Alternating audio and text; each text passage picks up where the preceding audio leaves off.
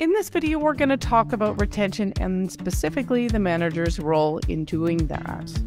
We know that managers play a huge role. Let's dive in and discover what that is. Hi there, I'm Andrea Adams, and this is the HR Hub. If you've come to learn about HR, you're in the right place. I encourage you to subscribe to the show or podcast to keep learning from my guest. Today, my guest is again Cara Silletto.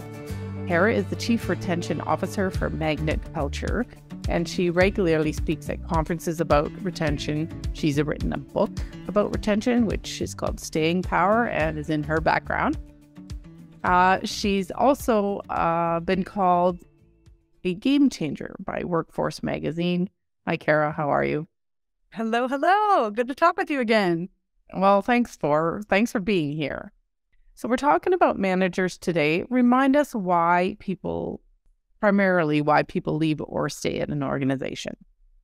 Sure. So I would argue as a retention expert that managers have the most influence on whether people stay or go, because there it's schedule issues, pay issues, team conflict issues. A really great manager can often buffer that scenario and get that person to stay longer by finding a compromise, training them more properly, or supporting them in whatever ways they need to create that better place to work. Mm-hmm. You specifically use the words stay longer. Yeah. So let's also review what is our ultimate goal with respect to retention. Sure. So we're not going to keep people forever. Let's be honest. Yeah, we don't want to keep some of them forever. Absolutely. Absolutely. That's true too. But I will say that average length of tenure tends to be shrinking, whether you're seeing 1 to 2 year people stay 90 days or you're seeing 5 to 10 year people stay 2 years instead. We just don't have those long-term benefits that used to keep people for years or even decades. Like most clients I work with don't have a pension anymore.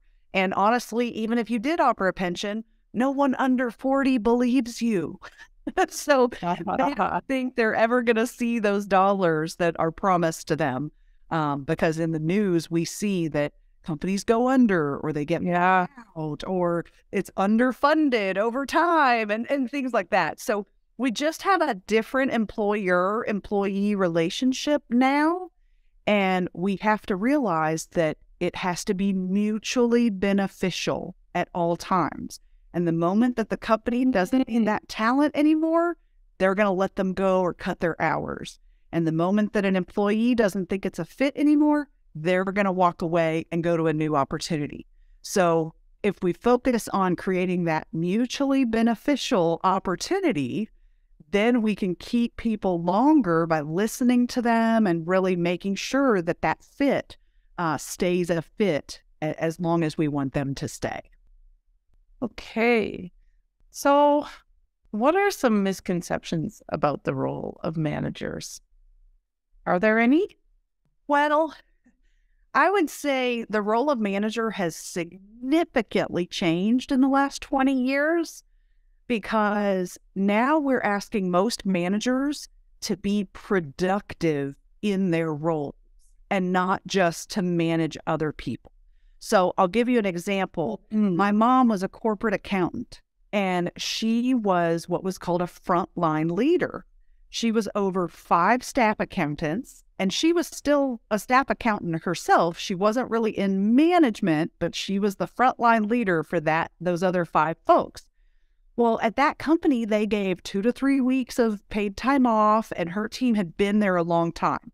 So all 5 people had 3 weeks of PTO a year that they could use. So right there, that's 15 weeks of PTO that had to be covered by somebody. And it wasn't going to be the manager. It was going to be the frontline leader that was going to fill in for that.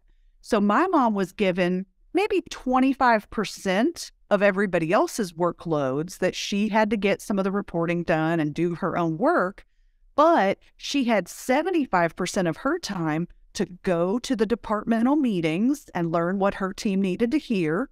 She had that time to then fill in for everybody's paid time off when they were gone.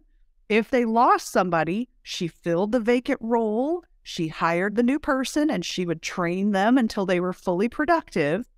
And then after, I think she was in that role for 5 or 6 years. And then this corporate group decided to eliminate the frontline leaders and said, we don't need to do that. We need all of our accountants to be 100% productive all the time. We don't need somebody on payroll that's only 25% productive, is what it looked like, right? That she only had 25% of the workload they had as far as the productive outcomes. And so as soon as they eliminated that position, now she was able to go to a different department at that company. She got hired in a different department. But then those 5 accountants, they were furious because now they have to work overtime because they were all salary. They had to work overtime to absorb each other's paid time off. Mind you, that's 15 weeks a year that they have to help each other. And if somebody quit, they had to work overtime until their manager, who now had 30 direct reports, because this was a person multiple layers in, right? Until they had time to interview and hire and bring on somebody new. And they weren't in a rush because they weren't doing the job. So they had weeks of stalling and waiting and filling that role. Do you sense the frustration, right? It's like, so the company thought that it was a good idea to get rid of that supervisory position and do more with less, right? We've got to be lean. Yeah, it actually backfired because 3 of the 5 people then left within 18 months of that strategy, that structural change in the team, because they said, this is ridiculous. I shouldn't have to pull overtime just because my colleague is going on vacation, and I shouldn't feel bad taking my own vacation because it burdens my team. So that's just one of those things I've seen change over the last 20 years. Is that now there's no cushion. There's no mid-level management or assistant to fill that in, right? It's crazy. So, but organizations are challenged just by the market. They are challenged to do more with less. How do we, do you have any bright ideas of how to go about, finding those dollars to remain competitive in your marketplace?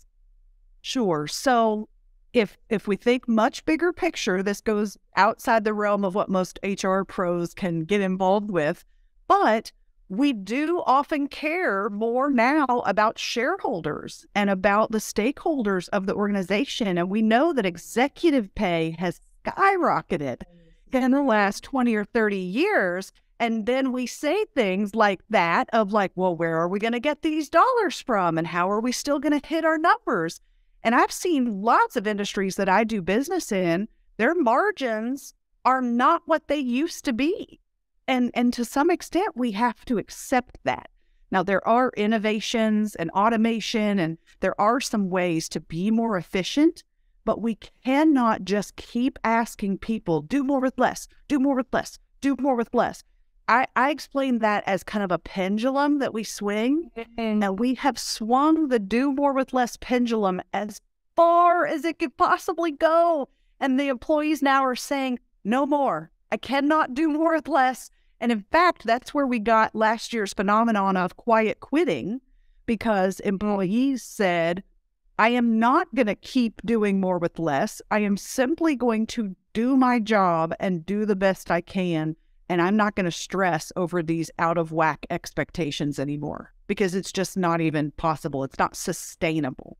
So with a lot of executive teams that I work with, I have to talk about the sustainability of their business model and of their profit margins. And some of them say, oh, we can't raise prices for our customers. We'll lose customers.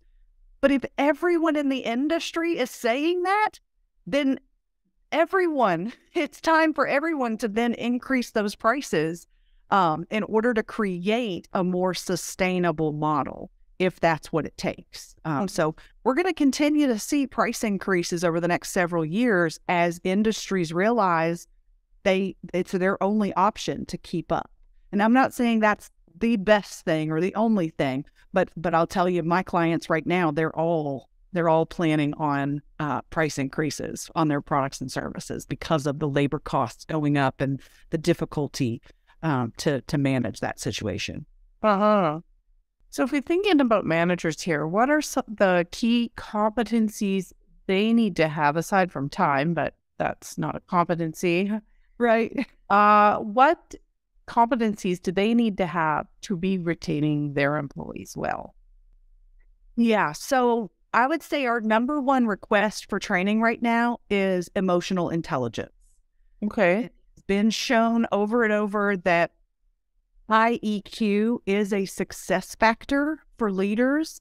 If you can read the room, understand different styles, you can pick up on, the facial expressions and emotions that people are having, that you can then show empathy when people are stressed, they are frustrated, and that you can jump in to help people get through those difficult times. I'm seeing a huge uptick in a concern and support for mental health issues of our team and our workforce as well.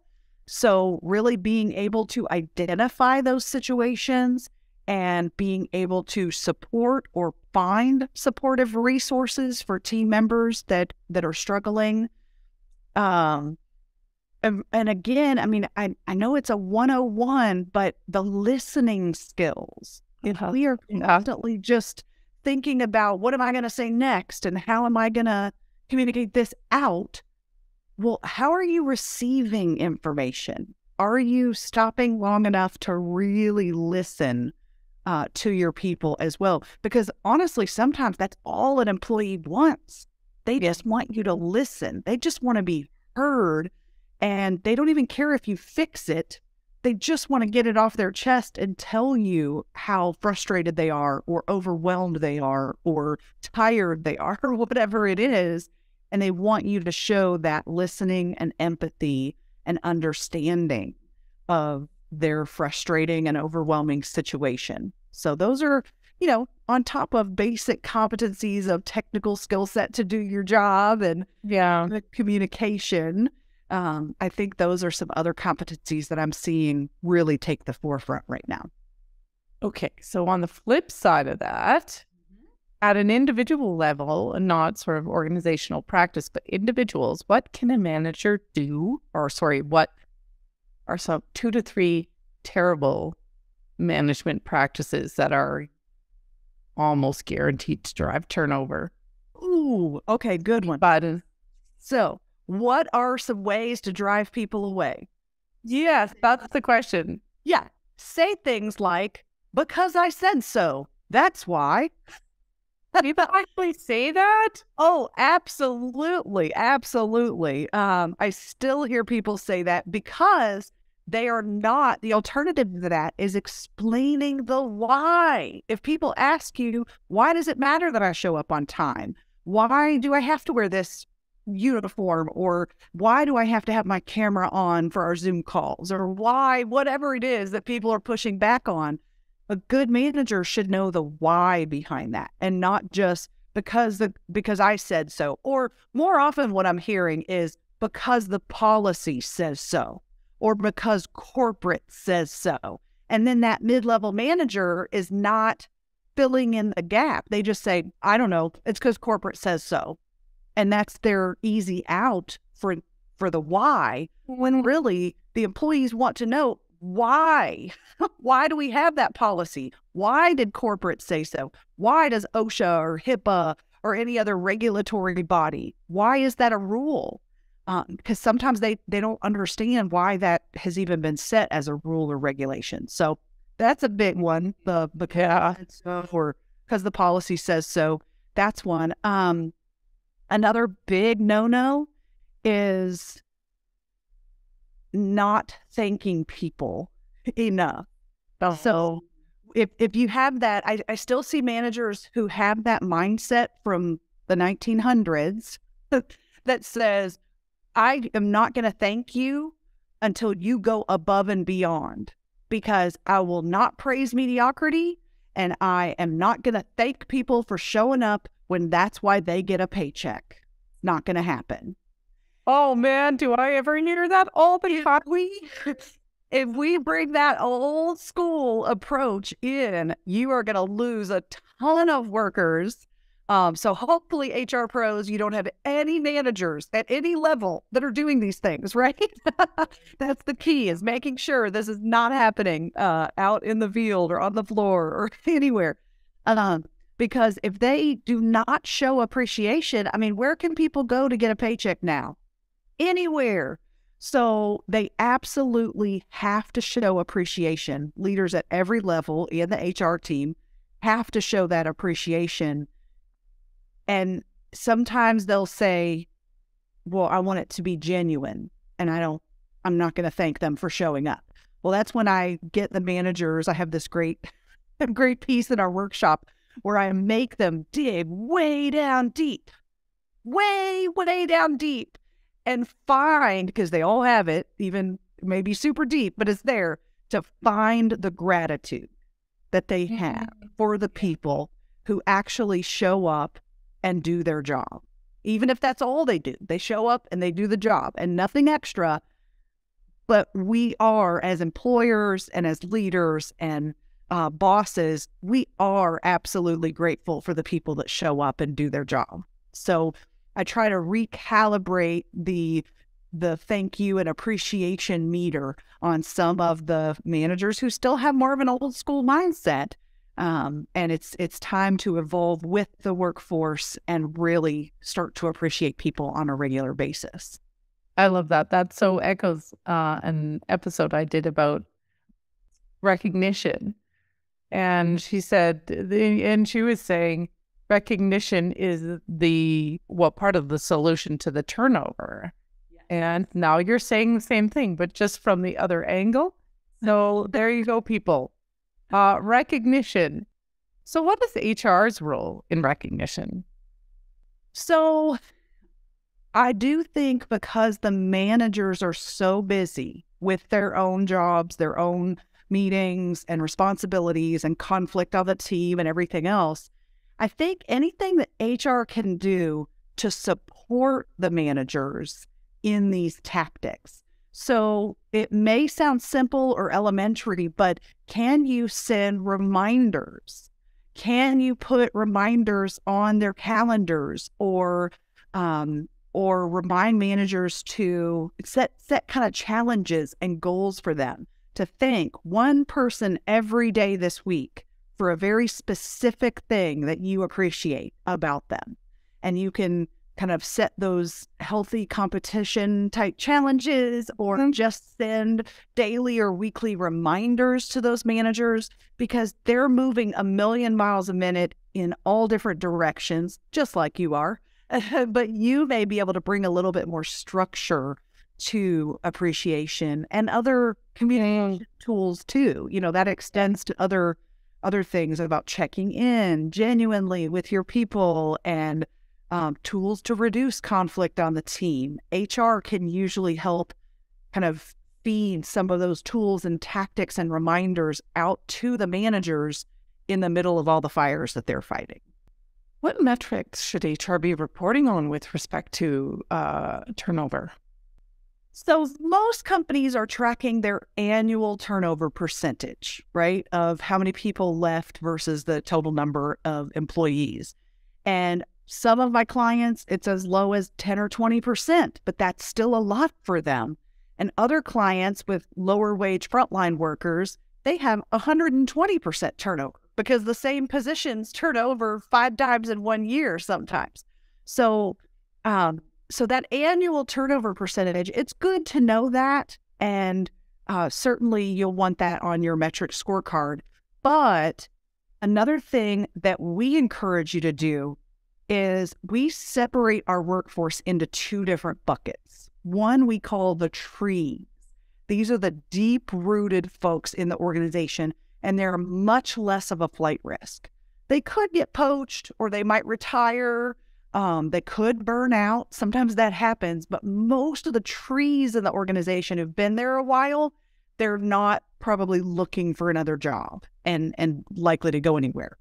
Then the newer hires, are the roles that we consider a revolving door. Okay. So you've got your trees, you've got your revolving door, and your revolving door, some companies it's 30, 60, 90-day revolving door. Other companies, it's more like a 2 to 3 year or 3 or 4 year revolving door. But those people used to stay 10 years and now they don't stay near as long, right? Yeah. So whatever your revolving door is, the calculation is this: take the trees out.